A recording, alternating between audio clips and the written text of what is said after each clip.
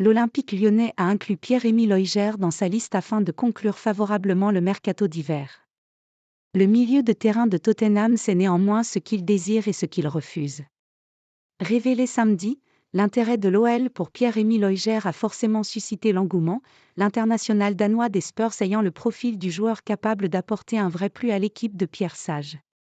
Cependant, avant même de convaincre Daniel Levy de céder son milieu de terrain sous une forme ou une autre, il fait déjà que le joueur soit intéressé par l'offre lyonnaise.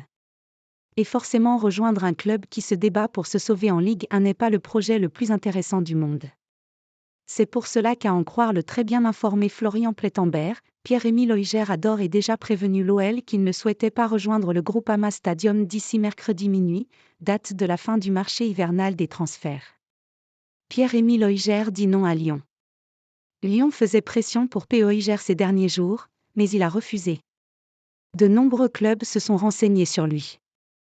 Il est à surveiller dans les prochains jours puisque le joueur de 28 ans est toujours ouvert à un nouveau défi cet hiver, précise le journaliste allemand, qui met ainsi un terme aux espoirs lyonnais de voir le milieu de terrain de Tottenham débarquer cet hiver, ce dernier ayant des pistes notamment en Allemagne et en Italie.